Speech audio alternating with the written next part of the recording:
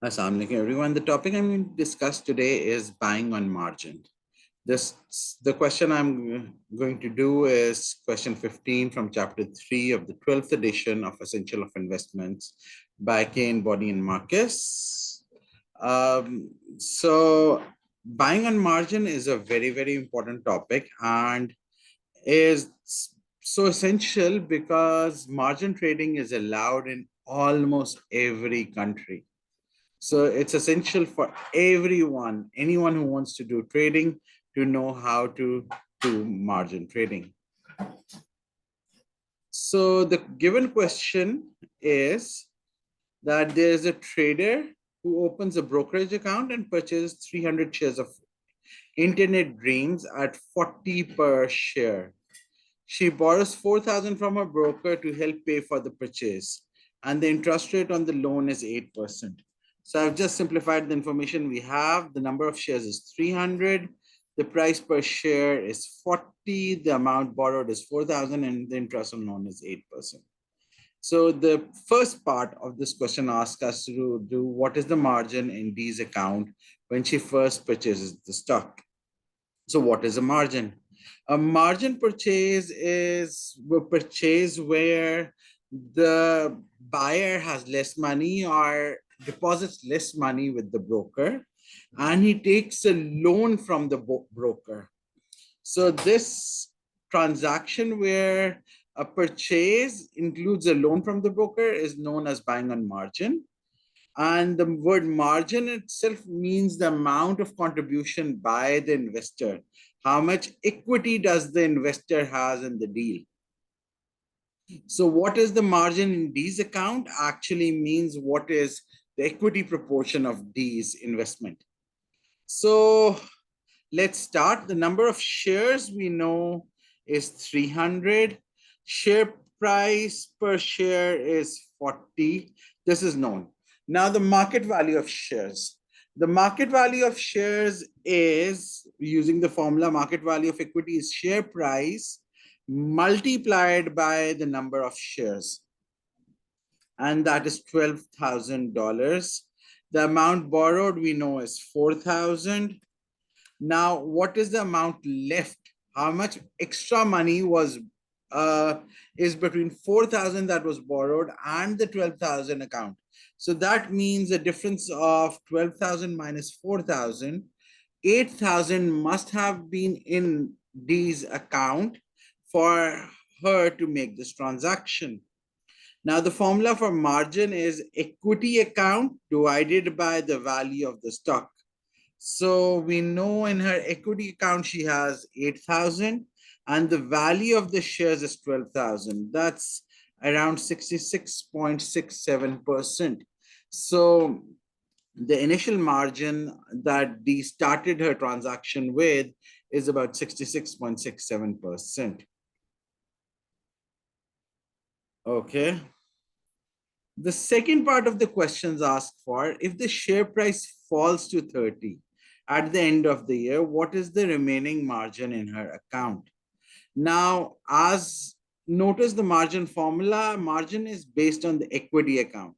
If the share price is falling, then the equity would be the one where the losses would go into, not the debt amount, but the equity amount would keep reducing.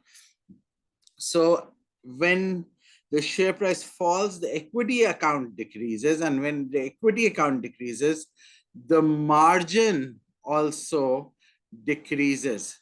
So what we have is we have a decrease in the equity account, and this leads to a decrease in the margin account. Sorry, yes. So a decrease in equity account and the decrease in the margin account. Decrease in equity leads to a decrease in the margin account. Both the accounts decrease at the same time when share price falls. So to solve this question, let's start with the information given. Now we know the price per share is 30 At the end of the year, the number of shares is 300, but the price per share at end of year is 30. So the market value of shares is this 30 multiplied by 300 shares. It's 9,000. The amount borrowed did not change. We have no intimation that the amount borrowed changed. So essentially the new price of the whole account is 9,000, of which 4,000 was borrowed. Essentially 9,000 minus 4,000 is the amount of the equity. Now the margin is simply the equity amount divided by the total value of shares, which is 55.56%. In part 3, the question is, if the maintenance margin requirement is 30%, when will she receive a margin call? So over here, we have two important ones. The first is maintenance margin. The second one is margin call. So let's look at these two words. A maintenance margin is a guard, a certain percentage at which the broker would say, oh, the equity in the account is too little and I need more money to keep this account going. Otherwise, I will sell your shares. So once the margin falls below the maintenance margin, the broker immediately sends a margin call. A margin call says that put more money in your account. So now we know if we have to find, we know there are 300 shares and the share price per share, let's say the share price is P dollars per share. Then the market value will be 300P. Amount borrowed is 4,000. The equity in account will be 300P, the total value of account, minus 4,000. Now, margin we know is simply the equity account divided by the market value, which is 300P minus 4,000 divided by 300P. It is given that the maintenance margin is 30%. Thus, when will you get a margin call? You will get a margin call when this margin, 300P minus 4,000 divided by 300P, is less than 30%. So you will receive a margin call if this margin is less than 30%. Now you only have to solve this inequality to get that price at which you will get the margin call. So 300P minus 4,000 divided by 300P is less than 0.3. Multiply the 300P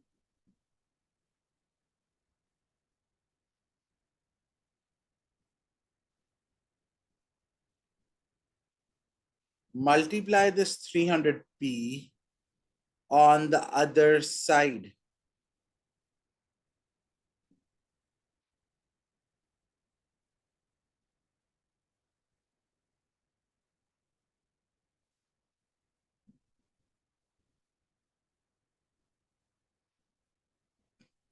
Wait a second.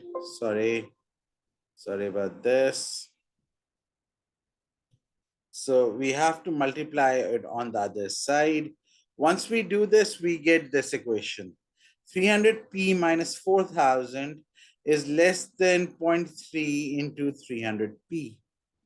Now you can see there's two sides with 300P. There's 300P on this side and there's 0.3 into 300P on this side. So the easiest thing we can do is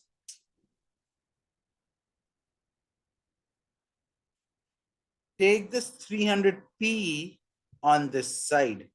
And to do this, we will simply subtract 300P minus 0.3 times of 300P is less than 4,000.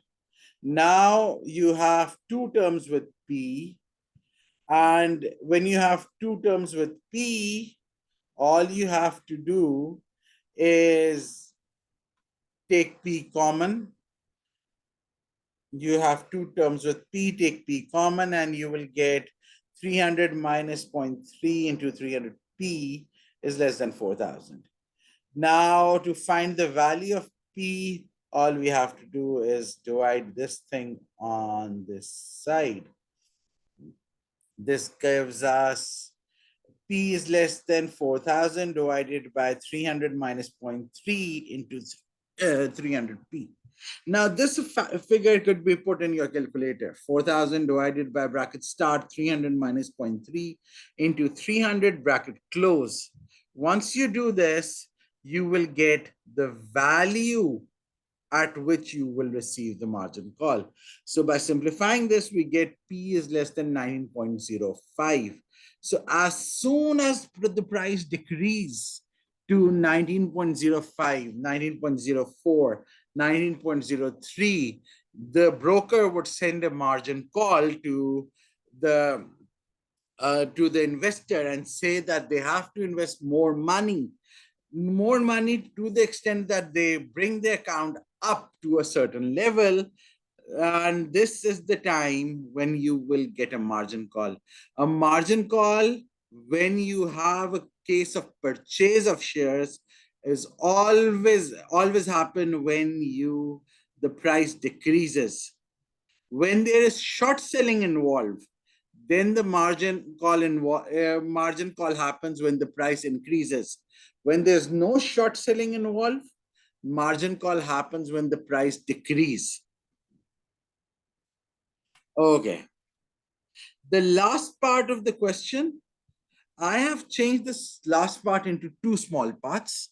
What I did was I said, what if if the investor holds these shares for 1 year and then sells them for 50. Now, when you sell your shares for 50, we know we have 300 shares of which we bought at 40 but sold at 50. The market value at the start was 300 into 40, the price at which we bought them. Amount borrowed was 4,000. And then the equity and amount. Equity, how much money did we put in? That was 12,000 minus 4,000 or $8,000. Now, how much capital gain did D made from this trade? So that's 300 shares multiplied by the change in price from 40 to 50. So that's about 3,000. $10 change for each of these 300 shares, that's 3,000. We also have to pay interest. On this 4,000, we have to pay 8% interest. That's $320. So the total gain is 3,000 minus 320. The amount that you had paid in interest is not a gain. So total gain is less, which is about 2680. So the ROI is return on investment. So the person put 8,000 in their account and made an extra 2680.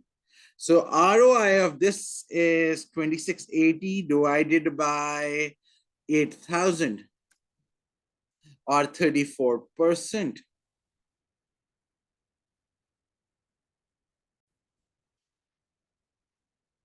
Notice when you're calculating the ROI, the rate of return on her investment, you have to look at all the gains you have made as well as all the expenses. So while the capital gain is a gain over here because the share price increased after you purchased it, the interest was an expense. So the ROI is which looks for after the total gain or loss will always be 3,000 minus 320. Now, this is where I made two questions out of this. I wanted to show you what happened if the share price reduced. So in part E, I have this question. What is the rate of return on her investment if she sells the shares at 30? So rather than sell at 50, now she's selling at 30. She bought the shares at 40, but sold them at 30. A capital loss. 300 shares amount, the market value at the start was the same, 40 times 300. The amount borrowed is 4,000. Market value of equity is 12,000 minus 4,000 is 8,000. So up till here, nothing changed. But now when we are consider the capital gain or loss, what we have is for 300 shares, we are making a loss per share. So 30 minus 40, and that's a loss of 3,000. At the same time, we also had to pay interest. So 4,000 multiplied by 8%. Now you have to pay this. You made this loss. Essentially, the total, not the gain in this case, but the total loss will be 3,000 and minus, because this is also an expense, 3320. Now, total loss is 3320 on an investment of 8,000. So the return on investment in such a case is 42%. Decrease, a minus size increase, a loss. So you did not make any gain on investment, you made a loss on investment. When the share price decreased after margin, you started you purchased the shares on margin. I hope this clears the topic of buying on margin. Hopefully, I'll share more videos of buying on margin at future dates. And if you have any question or you would like me to solve any question, please let me know in the comments. Thank you. Please like and subscribe.